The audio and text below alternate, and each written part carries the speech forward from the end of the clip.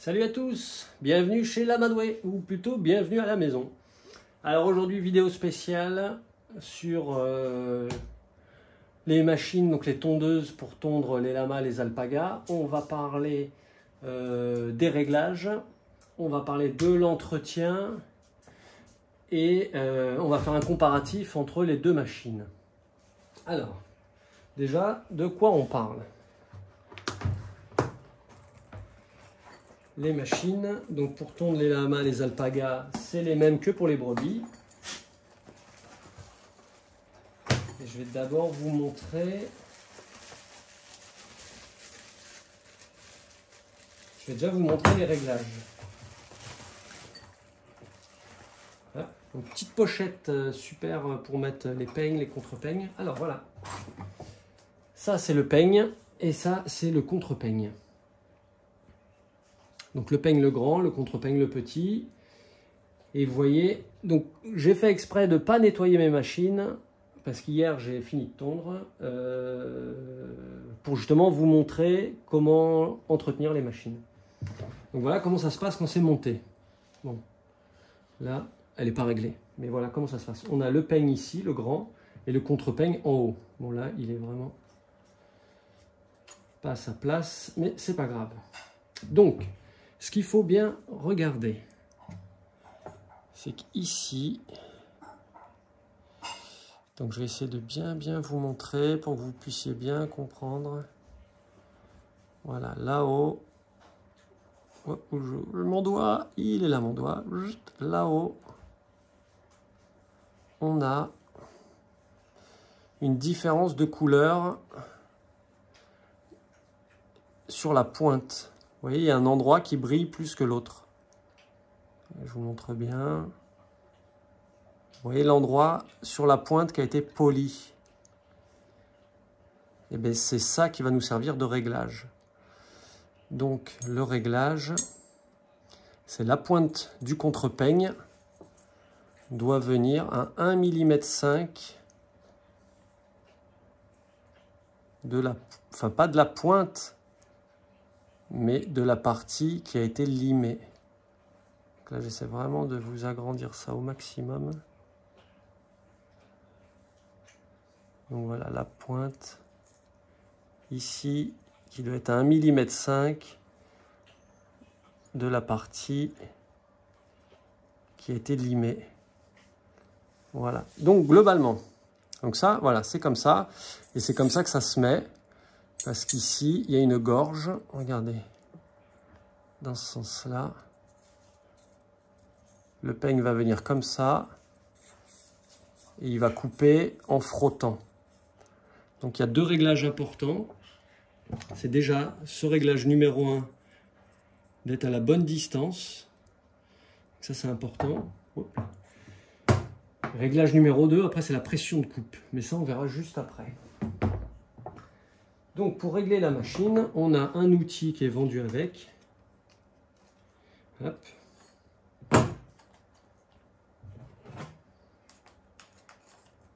Donc voilà, ça se montre comme ça. Et ici, donc on va devoir ajuster pour que la pointe du contre-peigne soit à 1,5 mm, entre 1,5 mm et 2 mm de la zone qui est donc limée. Voilà. Donc sur cette machine, je sais que c'est à peu près par là. Donc ce que je fais, c'est que je serre à la main de manière pas très forte, légère, pour pouvoir après de l'autre côté eh bien, ajuster mon réglage, soit en l'écartant, soit en le resserrant. Voilà, donc faites attention à ça, ça pique très fort. Hein. Mais voilà. Après, donc voilà, je vois que je suis à peu près bien. On va serrer ici. Il faut serrer fort là pour bien bloquer, mais pas comme un bourrin parce que ça va chauffer. Si vous serrez trop fort ici, vous aurez du mal à le desserrer une fois que la machine sera chaude. Et là, ici, on voit bien la petite gorge. Voilà, j'essaie de vous filmer ça bien. Donc, une fois qu'on a fait son réglage ici, on va graisser, on va mettre de l'huile. Donc c'est de l'huile spéciale. C'est marqué huile spéciale tondeuse, hein, parce que c'est de l'huile fine. On ne prend pas de l'huile de tondeuse, on ne prend pas de l'huile de chêne, on ne prend pas de l'huile moteur, ceci, cela. Hein, on fait gaffe, parce que ce ne sera pas adapté. Donc, là, bon, vous voyez que les machines sont sales, donc je vais vous le montrer ici. Ici, on a des petits trous, là, ici et là. Mais c'est là qu'on va graisser. Donc, on va mettre... Donc, vendu dans la boîte, il y a une pipette. Donc, vous imaginez que là, c'est ouvert, hein, qu'il y a de l'huile. Donc, je vais mettre un coup là-dedans, un coup là-dedans. Je vais vous montrer sur celle-là. Donc, un coup là, un coup dans ce trou. Donc, on peut aussi en mettre dans la gorge directement. Et ce qui est très, très, très important, c'est d'en mettre ici, dans ce trou aussi. Parce qu'ici, ça va graisser le moteur. Parce que l'alpaga et le lama n'ont pas de suin, donc ils n'ont pas de gras. Donc c'est à nous de devoir graisser la machine. Et surtout qu'ici, il va y avoir un frottement entre les deux, et c'est ce frottement qui va faire que ça coupe. Parce que donc c'est cette partie-là qui est aiguisée et qui coupe. Et quand les deux vont venir se chevaucher comme ça, le moteur va faire comme ça, et c'est comme ça que ça va couper. Donc cette partie s'use beaucoup plus que celle-là. Donc celle-là, on peut en acheter plus. Le problème, c'est que les machines vont chauffer et que ça va être compliqué de changer juste cette pièce et de garder celle-là. Parce que celle-là va être chaude. Et quand je dis chaud, c'est quand vous touchez régulièrement votre machine, quand vous faites de la tonte, vous allez vous apercevoir que vous ne pourrez pas toucher votre peau. Donc on ne touche pas un lama ou un alpaga avec ça. Donc il faut en changer régulièrement. Et donc moi en général, j'ai une glacière. Donc je prends ces deux-là, je les balance dans la glacière et je prends un autre jeu. Et on tourne avec différents jeux comme ça.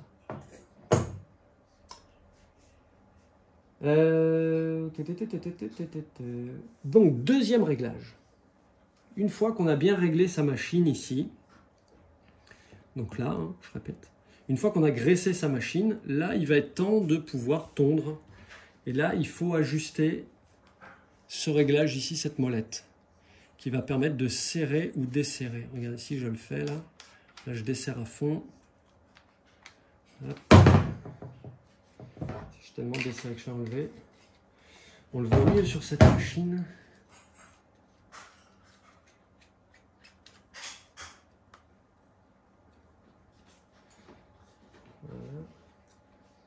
Voilà. Là j'ai desserré à fond. Je vais refaire un petit zoom. Hop, dans ce sens-là, regardez. Ici, là, j'enlève un peu la laine. Ici, il y a un écart. Bon, même il s'enlève. Mais en gros, ici, ça va permettre de régler l'appui, donc la pression entre le contre-peigne qui est au-dessus, là, le noir, et le peigne qui est en dessous, celui qui est couleur inox, qui est brillant. Parce que si vous avez bien réglé la hauteur ici, mais que là, vous ne réglez pas la pression de ça, du contre-peigne sur le peigne, ça ne coupera pas non plus. Donc il faut que ça soit serré, mais pas trop. Et en général, on entend la machine qui change de bruit, et surtout, vous n'allez pas tondre. Donc ça, c'est important de régler la molette ici. Voilà. Donc ça, c'est assez simple. Si ça ne coupe pas, vous serrez. Si vous serrez beaucoup trop fort, la machine, elle va galérer. Mais quand je dis serrer trop fort, c'est vraiment très fort. Hein. La machine, elle va galérer et elle va chauffer très très vite. Et la tonte se fera. Si vous ne réglez pas ici, la tonte ne se fera pas. Pareil, si vous ne réglez pas les peignes et contre-peignes, la tonte ne se fera pas. Alors maintenant, on va voir comment nettoyer tout ça. Alors, je vous montre comment je fais d'habitude. Donc, voilà, là, elle était bien serrée. Voilà. Donc voilà dans quel état on va retrouver le contre-peigne. Donc beaucoup de laine dedans qu'on va enlever. On a souvent aussi ici de la poussière avec la tondeuse qui forme un espèce d'amalgame.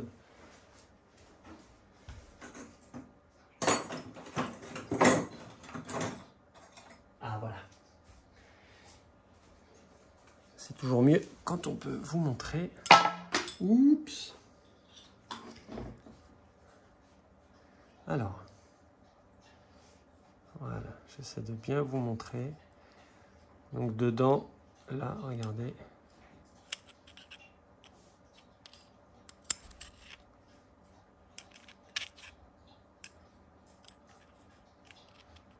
Voilà, souvent il y a une espèce d'amalgame de terre, enfin de poussière avec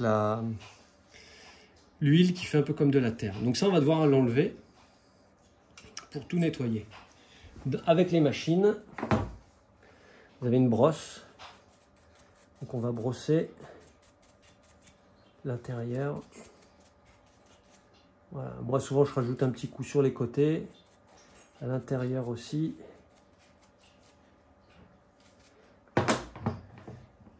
Après là on va bien nettoyer la gorge.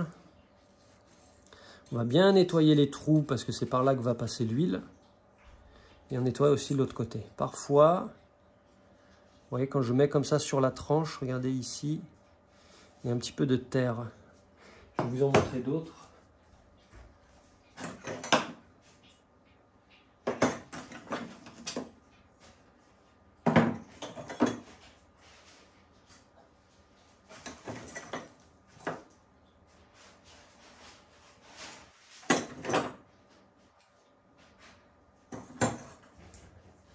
Voilà, sur celui-là, on devrait bien le voir. Donc regardez, voilà là. Vous voyez toute la terre, le cracra qui s'est posé dessus. Donc là, voilà, on va venir comme ça. Bien frotter. Donc là, c'est parti un peu moins vite que d'habitude. D'habitude, comme ils sont encore un peu chauds, le gras s'enlève assez vite.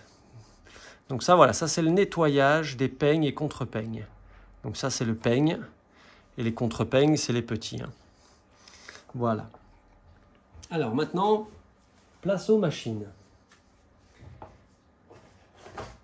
Donc en général, avec un jeu de peigne et contre-peigne, si les lamas sont très poussiéreux, ont beaucoup de débris de végétaux, on peut passer un jeu, voire même 2 jeux par lama. Donc c'est important d'en avoir d'avance.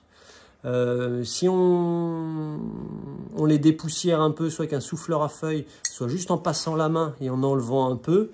Enfin, moi l'année dernière avec les souffleurs à feuilles, j'avais réussi à faire 3 lamas complets avec un jeu, avant de les envoyer à réaiguiser. Donc voilà, mais ça va dépendre de l'état des animaux, de leur taille, enfin voilà, de pas mal de paramètres. Mais donc on n'a pas besoin d'avoir un jeu par lama. Voilà pour ça.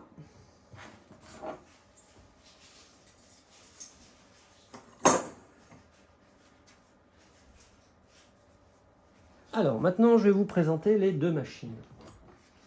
Celle-ci, alors je vais leur faire de la pub hein, clairement, Eninger, une marque suisse, voilà, qualité suisse, là c'est marqué. Très bonne machine, mais très chère, 450 € la machine.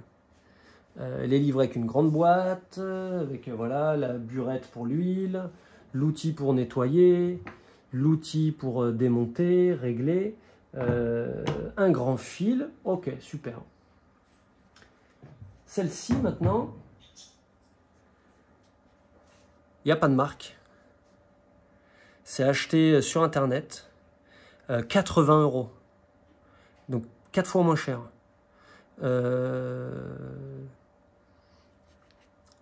La boîte est plus petite, mais il y a quand même un outil avec de réglage et un outil de nettoyage. Il y a une burette d'huile aussi, donc ça fait le taf. Voilà. Que dire d'autre à part le prix? Il y a différentes choses à dire. On peut voir que la taille n'est pas la même. Celle-là est clairement plus lourde, mais elle n'est pas 4 fois plus lourde. Hein. Celle-là fait moins de bruit, mais elle ne fait pas 4 fois moins de bruit.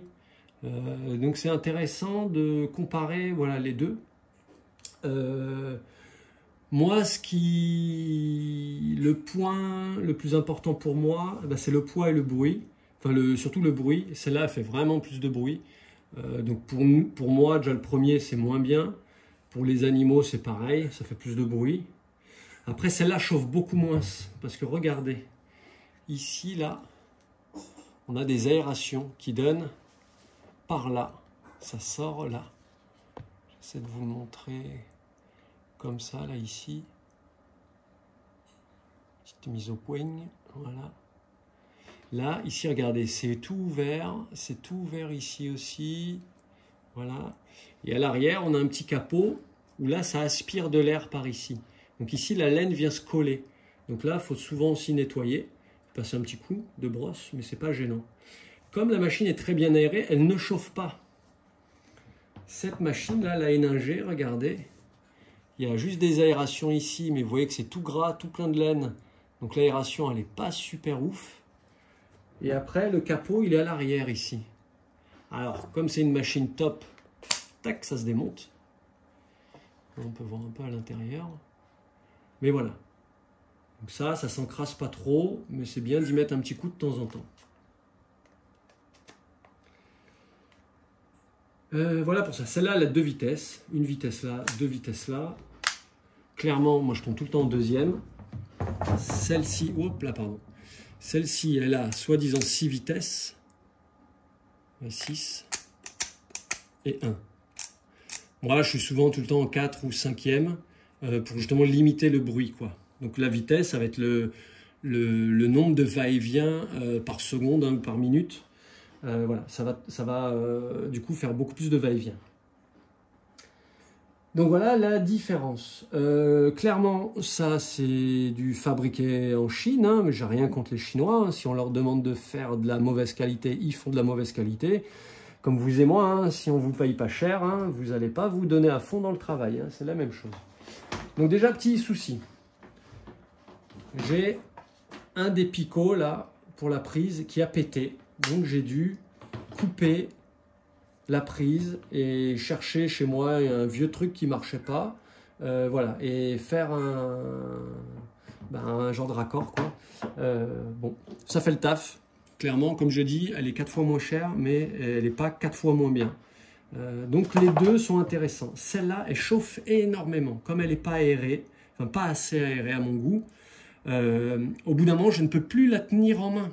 C'est pas juste ça qui chauffe, c'est tout le corps de la machine. Et tellement qu'elle est bouillante, je ne peux plus la tenir. Donc c'est pour ça que j'ai aussi une glacière, comme ça, je fais à peu près un lama. Donc je tombe à peu près un lama quand tout va bien, qu'il est bien éduqué. Moi, vous le savez, ils sont tondus debout, ben, ça me prend une demi-heure. Donc je passe plusieurs peignes en une demi-heure. On graisse toutes les 2 minutes à peine. On passe un petit coup de brosse aussi, on met un coup de gras. Donc ici, vous voyez qu'il y a aussi le trou pour le moteur de la tondeuse. Ça, on verra juste après. Donc voilà, on graisse toutes les 2 minutes. On change les peignes dès que c'est trop chaud. Donc pour ça, on touche sa main. Et même, on doit changer de machine. Donc c'est pour ça que j'en ai 2. Et j'ai pas voulu remettre 450 €. J'ai voulu essayer ça. Comme on dit, croire n'est pas savoir. Qui n'essaie pas, ne sait pas. Donc moi, j'ai essayé. Alors, le grand défaut de celle-là, je trouve, c'est qu'elle est plus lourde, elle fait plus de bruit. Enfin, c'est surtout le bruit, mais surtout, c'est qu'une fois que j'ai fait mon réglage ici, eh ben, ça se dérègle régulièrement. Donc régulièrement, il faut que j'y remette un quart de tour. Alors que celle-là, elle chauffe beaucoup, elle est moins lourde, elle fait moins de bruit, le réglage ne bouge pas. Une fois que j'ai réglé ici, voilà, ça ne bouge pas. Donc là, je peux tondre pendant une demi-heure limite. Enfin, comme on va changer les peignes et contre-peignes, on doit à chaque fois refaire un peu le réglage. Mais voilà, une fois qu'on sait faire, franchement, ce réglage-là, c'est rien du tout à faire, quoi. Celui-là demande un peu plus d'être un peu plus méticuleux pour bien le régler. Parce que c'est entre 1,5 et 2 mm, le réglage optimal. Je vais vous montrer ça. Parce que ça, c'est ce que j'ai acheté. Dedans, il n'y avait que des contre-peignes. Donc dedans, il n'y avait que des petits, comme ça. C'est une boîte de 10. Et dedans, mais il y a une petite notice. Alors, je vais essayer de vous la montrer en gros plan. Voilà. Donc, vous voyez, ici, là, il parle du réglage. Donc, 1,5 à 2 mm. Et on retrouve aussi la vue du dessus, quoi. Donc ça, vous pouvez faire un impression écran. Voilà. Mais en théorie, avec mes conseils, ça devrait aller. En tout cas, si vous ne comprenez pas des trucs, si vous avez des questions, vous pouvez mettre des commentaires. Hein, j'y répondrai avec plaisir. On est là pour apprendre tous ensemble. Moi, on m'a appris et j'apprends des gens aussi. Voilà, c'est le partage. Maintenant, donc là, mes machines sont toutes sales. J'ai fait exprès hier de ne pas les nettoyer pour vous montrer. Et comme c'est la fin de la saison, un truc que je n'ai pas fait l'année dernière, je me suis dit, ah, ça serait bien de le faire, c'est d'ouvrir la machine. Parce que donc quand je nettoie entre deux tontes, je nettoie mes machines. Donc elle, je ne sais pas si vous voyez, là vous allez voir, lui, là je vais serrer, donc dans le sens des aiguilles d'une montre, et vous allez voir, ça va venir à l'intérieur, là par là. Et on va avoir cet écart ici qui va se réduire. Regardez, je serre, je serre, je serre, je serre. Voilà, et là clairement je la serre à bloc pour pouvoir la nettoyer, passer dedans avec la petite brossette. Donc, je vais passer dedans comme ça. Et je vais essayer de tout enlever parce que c'est tout sale. Après, là, je vais la desserrer à fond. Donc, vous allez voir, cette partie-là va reculer. Et là, on va voir l'écart se faire à nouveau. Donc, je desserre dans le sens inverse des aiguilles d'une montre. Et regardez l'écart qui devient de plus en plus grand. Voilà. Si on desserre trop,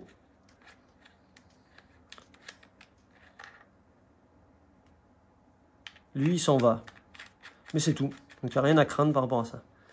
Et là, ça me permet donc de pouvoir nettoyer dedans. Voilà. Et donc, je me suis dit que ça serait pas mal d'essayer de l'ouvrir parce qu'à mon avis, il doit rester plein de laine dedans. Alors, l'avantage de celle-là, c'est qu'ils ne se sont pas pris la tête, ils ont été au moins chers. Donc, ils ont mis de la vis cruciforme. Donc, avec un simple tournevis ou avec l'outil qui est vendu avec. Mais donc, on va venir desserrer ces vis ici. Donc là, je l'ai déjà fait. Hein. C'était pour vous gagner du temps un petit peu. Hop. Et on va pouvoir... Voilà. On enlève les vis. Voilà. Et voilà comment c'est à l'intérieur. Donc c'est pour ça qu'ici, il y a ce petit trou-là. Ce petit trou-là, c'est le trou qui va graisser ici. Et c'est ça qui va faire... Voilà.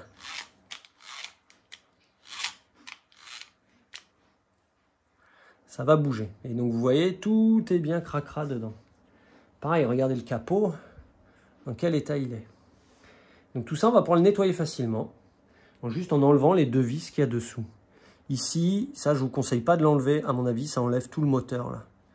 Donc ça, moi, j'y touche pas non plus.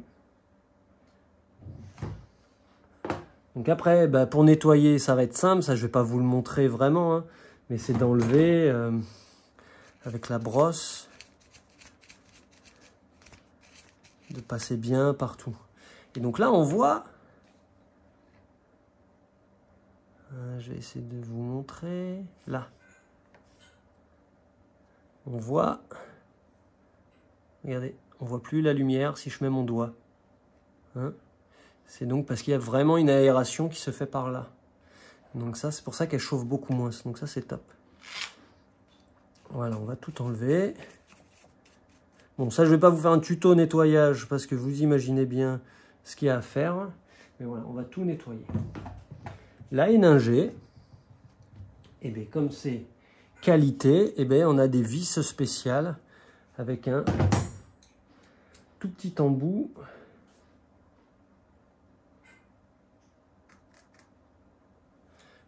les tout petits embouts comme ça. Voilà, bon, bref. Donc, même chose, même principe, hein, c'est exactement pareil. Hein. Regardez les deux en dessous, c'est exactement pareil. Hein.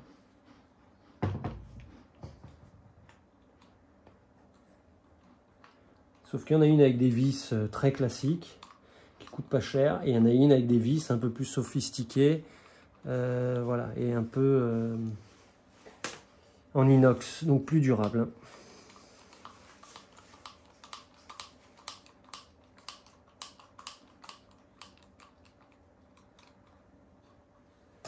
Donc la machine rouge, elle a une saison.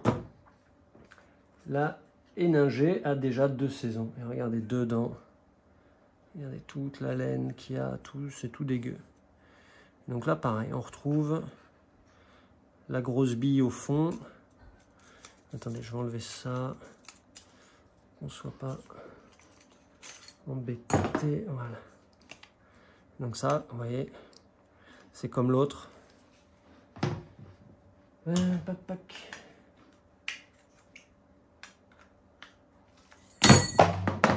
Voilà, donc ça va bouger comme l'autre.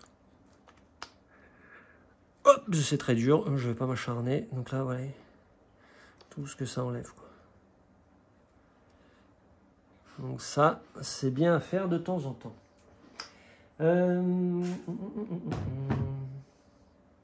Voilà, on a fait le tour. Qu'est-ce qui restait à vous dire? Ah oui, cette machine.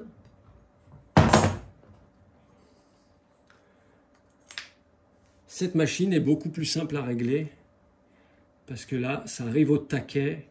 Et en général, le contre-peigne, du coup, arrive pile au bon niveau.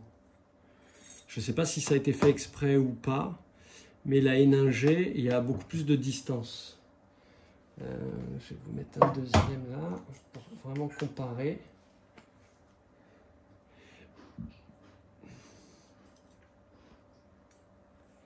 Donc vous voyez que c'est des peignes droits, ça c'est des peignes pour ovins, donc les brebis, et ça fait très bien le taf. Il y a des peignes spéciaux camélidés, mais je trouve que ça ne change rien du tout. C'est censé laisser un peu plus de laine, mais ça se joue à 1 mm ou 1 mm 5. C'est pas ouf, quoi. Et comme moi je veux travailler la laine, avoir 1 mm ou 1 mm 5 de longueur en plus, ben c'est plutôt pas mal. Donc ouais, par rapport à ça, Héninger font aussi des peignes et contre-peignes, comme vous avez vu sur cette boîte. Là j'ai acheté des peignes Beiyuan, une autre marque. Voilà, les deux font le taf, mais clairement je trouve que Héninger c'est la qualité. Voilà, c'est vraiment du matos qui a été fait pour depuis des années et des années.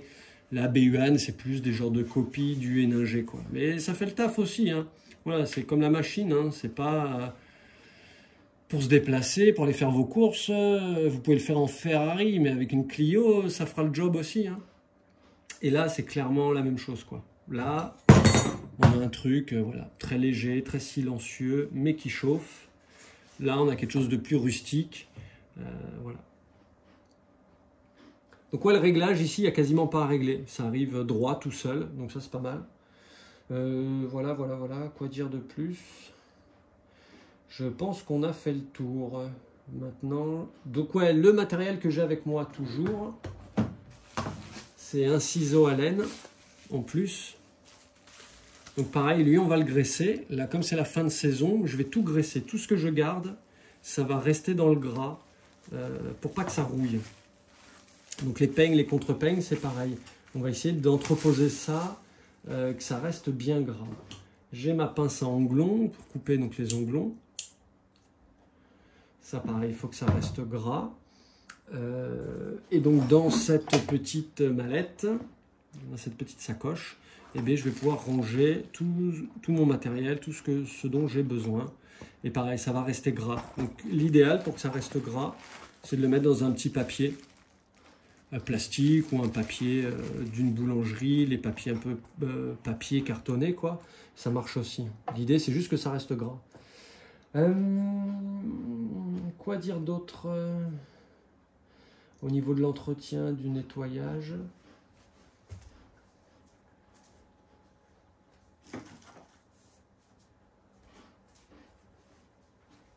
Voilà, ça c'est un Héninger Ovina Premium.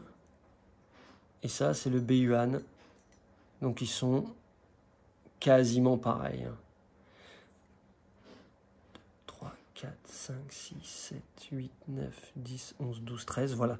Donc ça c'est des 13 dents, j'étais pas sûr. 13 dents droites. Ça c'est ce qu'il faut. Pour les brebis, souvent les 2 dents ici, elles font une courbe vers l'extérieur pour attraper plus de laine. Pour le lama, c'est pas du tout adapté. On peut beaucoup plus blesser l'animal. C'est beaucoup mieux que ça soit droit. Voilà. Donc on a vu les réglages. Donc peigne et contre-peigne. Puis deuxième réglage, c'est la pression. Régler la hauteur des deux. Du contre-peigne sur le peigne. On a vu comment nettoyer les machines. On a vu les différences entre les deux machines.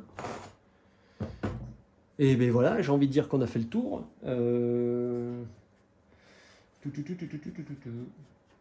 Voilà, maintenant vous savez tout. Vous savez régler la machine, vous savez l'entretenir. Et vous voyez la différence entre les deux. Celle-là, clairement, ces modèles-là, avec la molette ici, le on-off ici. Pareil, le on-off ici, c'est bien et c'est pas bien. Des fois, quand on l'a dans la main, c'est chiant. Il faut l'autre main pour l'éteindre ou l'allumer. Celle-là, le on-off, il se passe ici. Donc, c'est beaucoup plus simple à une main de l'allumer et de l'éteindre. Le petit bémol, c'est que des fois, enfin au début, en tout cas l'année dernière, ça m'arrivait, quand je vissais ou surtout dévissais ici pour changer les peignes et contre-peignes, et bien dans ma main, j'allumais la machine parce que je forçais et ça faisait un peu comme ça. Et du coup, là, j'activais l'interrupteur. Et du coup, alors que j'étais en train de régler ou au contraire de les défaire, et bien, ça se met à fonctionner. Donc ça peut être dangereux. Enfin, dangereux, entre guillemets. Mais ça y est, maintenant, j'ai le coup de main, je l'attrape bien par là. Et j'évite de mettre trop la paume dessus, la paume de main. Donc ça se fait plutôt bien. Voilà, quoi dire d'autre? On a fait le tour. Donc si vous avez juste 2, 3, 4, 5 lamas à faire, une machine, ça suffit largement. Vous allez prendre le temps, vous allez peut-être le faire en plusieurs fois, sur plusieurs jours. Et une machine avec quelques peignes, contre-peignes, ça fera le taf. Si vous commencez à avoir beaucoup plus de lamas ou d'alpaga, ça peut être intéressant d'avoir 2 machines voilà, pour pouvoir jongler. Moi, je pense que sûrement l'année prochaine, je rachèterai peut-être soit une comme ça, soit une comme ça. Je vais voir des finances, par rapport aux finances. Mais comme ça, j'arrête de changer les peignes et contre-peignes. Je les nettoie, je les mets dans la glacière et je mets direct toute la machine dans la glacière. Et si on a 3 machines, il y en a 2 qui refroidissent pendant qu'il y a une qui tourne. Donc il y a juste à graisser, nettoyer, mettre de l'huile, on continue à tondre. Et une fois quand on sent que les peignes ils sont trop chauds, et ben on met directement la machine avec les peignes dans la glacière. Donc je pense que l'année prochaine ce sera ça. Mais parce que moi j'ai déjà 20 lamas et je tonds des lamas pour des gens, pour des clients. Donc il faut que je sois assez efficace. Voilà. Si vous êtes des particuliers, que vous n'avez pas voilà, une notion d'efficacité, de rapidité, bah, c'est pas très grave. Une machine suffit. Donc donc celle-ci, cette machine, moi je l'ai trouvée entre 150 et 80 euros. Donc clairement, ça sert à rien de payer 150 euros si on peut la trouver à 80. Par contre, celle-là, voilà, on les a pas en dessous de 450 euros, quoi. Donc entre une machine, quelques peignes et contre-peignes, vous en avez quoi pour 100 balles, 100 euros, et vous êtes équipé pour pouvoir tondre vos lamas, vos alpagas. Bon, bien évidemment, je vous invite fortement à vous former pour tondre vos lamas efficacement et surtout dans le respect de l'animal et sans le blesser. Parce que ça, c'est très très pointu. Et si vous faites n'importe comment, n'importe quoi, n'importe comment, vous ne faites pas attention à certaines zones anatomiques de l'animal, la base du cou, les épaules, les hanches, et ben vous risquez de le piquer, quoi. Donc c'est pas ce qu'on recherche.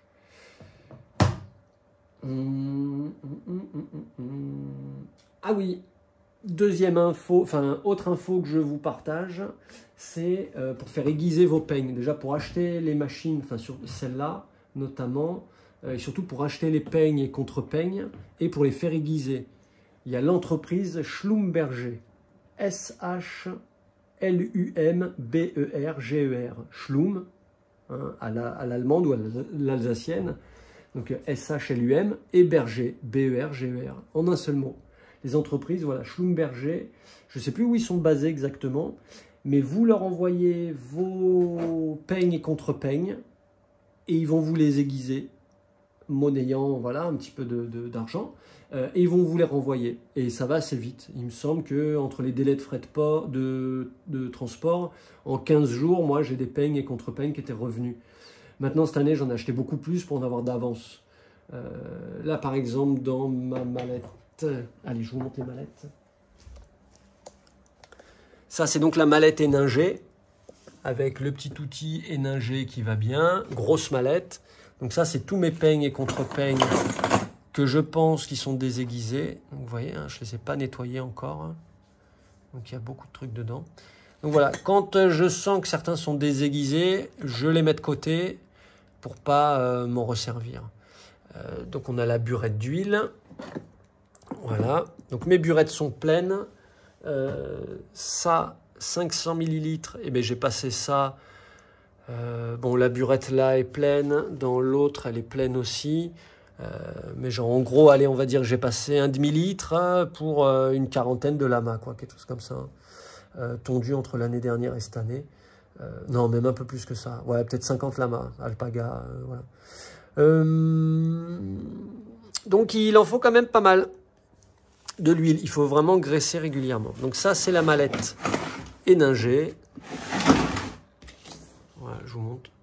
Tout speed, parce qu'il y a 2 vitesses. Là, vous pouvez faire clac au milieu ou clac au fond. Et il y a 2 vitesses. Voilà. Là, ils disent que pour les brebis, les lamas, les dromadaires et les chèvres. Voilà. Il y a le câble, effectivement, il fait 5 mètres. Il y a 2 vitesses, ça va vite. Bon, ça, c'est des arguments commerciaux. Chez la truc chinois, il n'y a rien de marqué. Voilà, c'est juste ça. La mallette est plus petite. Ici, là, je ne vais pas vous le montrer. Oh, pardon. Là, je ne vais pas vous le montrer parce que je l'ai scotché, je l'ai mis de côté. Mais ça, c'était cool. S'il y avait 2 petits charbons, si on a besoin de changer les charbons de la machine. Voilà, là, ils fournissent les charbons, pas la éningée.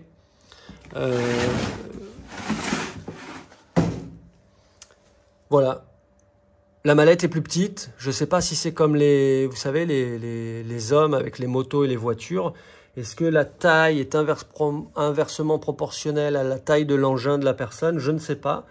Je ne rentrerai pas dans ce débat-là. Mais moi, je n'ai eu que des Austin Mini. Je dis ça, je dis rien. Je rigole. Voilà. Allez, on va se quitter là-dessus. Voilà, les machines démontées. J'ai plus qu'à les nettoyer. Et ce sera opérationnel pour l'année prochaine. Donc tout garder, bien nettoyé, bien graissé. Voilà, formez-vous à la tonte, tondez vous-même. Vous verrez qu'il y aura moins de soucis. C'est pas si compliqué que ça à faire. L'AFLA, donc oui, grand merci à l'AFLA, l'Association française des lamas et alpagas, qui organise donc tout un tas de formations sur les soins aux lamas, aux alpagas, et notamment la tonte debout. Voilà, donc si vous voulez apprendre à tondre vos animaux dans le respect, ou si vous voulez en général voilà, connaître des choses sur les lamas, les alpagas, l'AFLA, donc Association française des lamas et alpagas, ils sont top, donc big up à l'AFLA, vraiment vous avez fait vous faites du super boulot depuis des années, et moi j'en profite bien, et c'est super quoi, voilà, sans les autres on n'est rien. Donc c'est important d'avoir du réseau, de se former, de partager nos expériences, bonnes ou mauvaises, on apprend voilà, les uns des autres. Donc ça c'est génial, c'est aussi ce que je fais aujourd'hui en faisant cette vidéo. Parce que la tonte, c'est pas si ouf que ça, quoi. Il y a beaucoup de gens qui se font tout un monde là-dessus. Voilà, c'est pas si compliqué. Régler les machines, c'est pas si compliqué. Il faut respecter, donc, comme je disais, l'écart hein, entre l'endroit là qui est limé et la pointe du contre-peigne. Et après, on règle la pression avec cette molette. Et les tondeurs de brebis ont les mêmes machines, sauf que le moteur, il est déporté. Il y a un câble et eux, ils ont que ça dans la main. Une genre de poignée avec juste ici. Donc comme ça, ils changent les peignes, les contre-peignes. Ils font leur réglage et ils règlent ici la pression. Mais voilà, c'est exactement les mêmes machines, c'est les mêmes peignes, c'est les mêmes façons de faire. Et comme je vous disais, l'établissement, l'entreprise Schlumberger, eux, ils font les championnats de France de tonte de brebis, donc ceux qui vont le plus vite possible. Après, on aime ou on n'aime pas, là n'est pas le débat, mais c'est des gens, voilà, des professionnels qui savent de quoi ils parlent. Et quand ils vous vendent du matériel, ils vous écoutent, ils savent ce dont vous avez besoin. Moi, je savais plus ce que j'avais commandé l'année dernière comme peigne, voilà. Ben, ils ont regardé dans le fichier client, ah ben, l'année dernière vous aviez commandé ça, et pim pam pam, en 2 secondes c'est fait, quoi. Parce que j'étais au téléphone avec eux pour acheter du matériel, et j'avais pas mes tondeuses avec moi, quoi. J'avais pas mes tondeuses, mes peignes, tout ça. Donc là, ils m'ont renseigné. Donc ça, c'est génial aussi, les petits artisans, vous savez que j'aime ça. Voilà, et eux, c'est pareil, c'est un peu des artisans. Aussi, point important, quand vous achetez des peignes et des contre-peignes neufs, donc ça, c'est l'entreprise Schlumberger qui m'en a parlé, il y a un aiguisage d'usine qui est fait. Mais ce n'est pas l'aiguisage optimal. Et même si vous achetez chez Schlumberger, si vous n'aiguisez pas comme moi, c'est pareil, je n'aiguise pas encore tout seul, demandez-leur de les aiguiser. Dites-leur, ils vont servir de suite. Et je n'aiguise pas. Donc eux, ils vont leur mettre un petit coup pour que ça soit vraiment nickel. Et clairement, quand j'ai acheté cette machine, au début, je croyais qu'elle était mal réglée. Donc j'ai fait les réglages comme il fallait. Et je trouvais que ça tondait pas bien.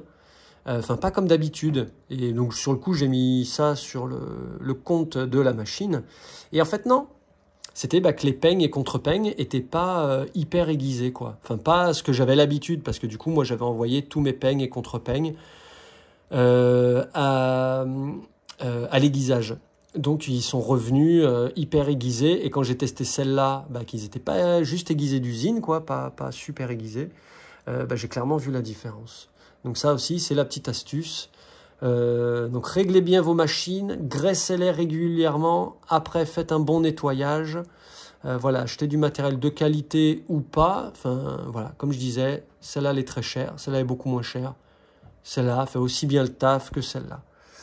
Donc en fonction de vos moyens, de votre force, parce que je sais qu'il y a des gens qui ont moins de force que d'autres, et qui pour eux, ils vont préférer mettre le prix dans une machine légère pour que ça soit plus facile. Voilà, chacun fait comme il veut, fait comme il peut. L'idée, c'est de partager les infos. Et là, vous savez tout. On a ouvert 2 machines. Voilà, j'ai aussi ouvert la machine ici, tout à l'heure, toutes les vis là en dessous. Mais clairement, dedans, voilà, là, bon, j'ai remis des vis, mais vous voyez qu'on peut l'ouvrir là. Mais je ne vais pas le refaire parce qu'il n'y avait rien d'intéressant. C'était vraiment sale ici. Il n'y a rien qui va vraiment dedans là. Donc voilà, vous tracassez pas non plus que ça, quoi. Ce qui est important, c'est vraiment d'enlever le petit capot noir. Voilà, comme ça. C'est surtout lui qui compte. D'enlever ça pour nettoyer tout ce qu'il y a dedans. Voilà, je vais arrêter là pour cette vidéo. Je pense qu'on a largement fait le tour. Dernièrement, moi j'ai tondu encore des lamas qui n'avaient jamais été tondus. Enfin, où il y avait des années, avec des dreadlocks lasagne, donc des couches de dreadlocks. J'ai passé entre 1h30 à 2h par lama. Parce qu'au début, j'ai dû tout faire au ciseau. Et une fois que c'était fait au ciseau, mais au ciseau, la coupe, elle est clairement pas belle. Ça fait plein de petits nuages, de moutons, enfin je sais pas comment dire, mais c'est pas du tout régulier comme une machine. Donc soit on fait tout l'animal comme ça, et il a un espèce de style, voilà, où tout est fait comme ça, mais après, moi, voilà, j'ai passé un coup de machine.